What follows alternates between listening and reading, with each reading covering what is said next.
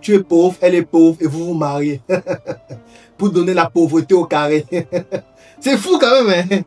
Hein? Que tu es pauvre, elle est pauvre, vous vous mariez pour donner la pauvreté au carré qui va engendrer maintenant les enfants potentiellement pauvres. Non, c'est quand même terrible.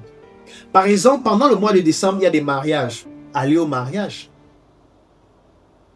Je vous prends un exemple d'endroit où vous pouvez aller et qui ne nécessite même pas d'invitation, ni de payer. Vous pouvez aller à la mairie. Vous décidez que durant le mois de décembre, tous les samedis, je vais être à la mairie.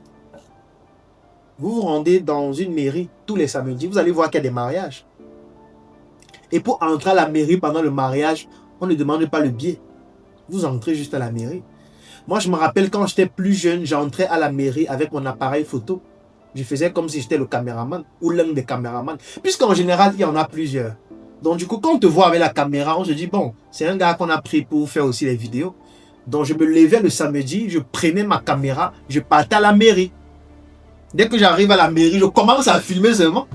Je ne demande la permission de personne. J'active ma caméra, je prends les vidéos, je prends les photos. Mais je ne suis pas seulement venu prendre les vidéos et les photos. Oui, c'est un élément, mais ce n'est pas tout. Pendant que je prends les vidéos, je prends les photos. Si je cible quelqu'un qui paraît intéressant, je lui dis vraiment, madame, vous êtes très bien habillée et en plus vous sentez très bon. Est-ce que vous permettez que je vous prenne une très belle photo afin d'immortaliser ce moment? Elle commence à sourire. Oui, c'est gentil, d'accord, il n'y a pas de problème. Vous voulez qu'on prenne la photo où? Alors, je vais vous montrer parce que voilà, étant donné que la lumière est distribuée de telle façon, je propose que vous puissiez vous positionner ici. Comme ça, je vais vous prendre une photo avec le coucher du soleil qui permet de... J'explique quelque chose que j'ai lu tout à l'heure en venant là. Je prends une belle photo. Pour lui envoyer la photo, je vais envoyer comment?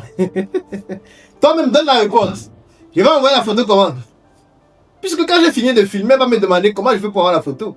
Ou même si elle ne demande pas, je vais lui dire, bon madame, pour vous envoyer la photo, parce que vous savez, une photo aussi belle doit être travaillée de la meilleure des manières. Je vais me donner toute cette soirée afin de pouvoir travailler votre photo. Est-ce que je peux avoir votre numéro WhatsApp afin de vous envoyer la photo demain matin? Ça fait déjà un contact non, que je viens d'avoir. Je vais lui envoyer la photo, mais sauf que j'ai déjà son contact. Et je peux faire comme ça 20 photos pendant la soirée, 30 photos. Il dit que le Bluetooth. Qui envoie les photos par Bluetooth? Il dit que mon téléphone n'a pas le Bluetooth. Il dit qu'on envoie par Bluetooth. Si c'est le Bluetooth, tu laisses. Il n'y a pas de airdrop Bluetooth, non. C'est numéro. Comment il t'offre une photo gratuitement? Le minimum qui est de me donner ton numéro. Tu dis airdrop, non. Téléphone. Tu envoies ça par WhatsApp. Oui. Si tu ne veux pas donner ton numéro, tu pars avec... Tu supprimes même ça. Il y a trop de gens à filmer. Et l'avantage, c'est que durant un même samedi, tu peux faire au moins 4 mariages. Et c'est ça qui est bien. Parce que dans pratiquement toutes les mairies, il y a des mariages. Et l'avantage, c'est que tu peux avoir les informations sur les mariages avant. Tu peux t'informer à la mairie avant parce qu'il y a toujours une publication dedans.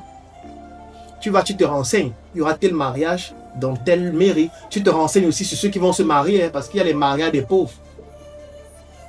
Il faut éviter au maximum les mariages des pauvres. Parce que quand les pauvres se marient, je ne comprends pas d'abord comment 2 pauvres se marient.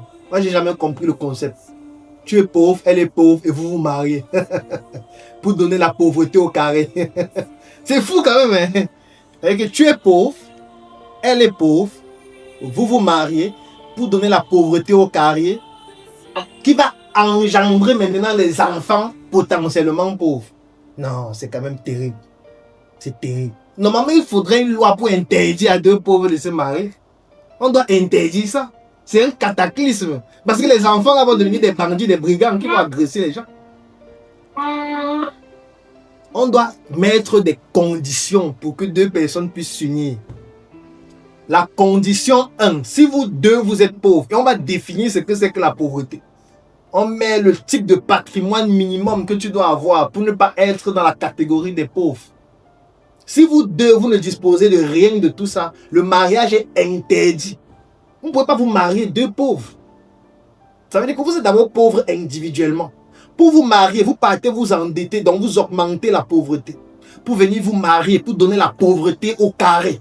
Et ensuite, vous allez faire l'amour pour que naissent des enfants qui potentiellement, eux aussi vont devenir pauvres, ne pourront pas bénéficier d'une éducation de qualité parce que les parents pauvres ne peuvent pas payer une école qui coûte cher, vont vivre dans des quartiers de pauvres où il y a la drogue, où il y a la prostitution, où il y a tout, vont devenir potentiellement des bandits et des brigands qui vont agresser les gens dans la société, augmenter l'insécurité, tout ça parce qu'on a permis à deux pauvres de se marier.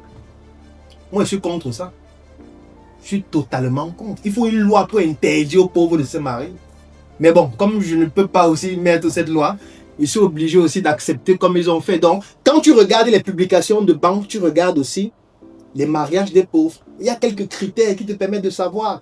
Tu peux le savoir facilement comment le mariage sera dans quelle mairie. Il y a des mairies d'un standing plus élevé. Il y a des mairies où quand les gens se marient là-bas, tu sais que c'est le mariage des pauvres. Donc, tu regardes la mairie dans laquelle ça va se dérouler. Tu regardes l'église, ce sera dans quelle église. Il y a les églises où les riches se marient. Il y a les églises où les pauvres se marient. Donc, il y a des petits critères comme ça. Bon, peut-être je vais faire une autre masterclass dessus. Donc, je vais passer pour que ce ne soit pas trop long. Tu identifies les mariages, tu pars, tu filmes et tu as les contacts. Les réunions de famille, c'est pareil. Quand tu arrives à la réunion de famille, tu dois être quelqu'un de très curieux pour savoir dans la famille qui fait quoi. Dès que tu vois un profil qui est intéressant, tu dois avoir son contact, son numéro. Dès que la réunion de famille finit, maximum 48 heures après, visite d'entreprise chez lui, tu vas le rencontrer, tu essaies d'en savoir plus sur ce qu'il fait. Tu le closes, il devient un partenaire, il devient collaborateur, il devient un associé.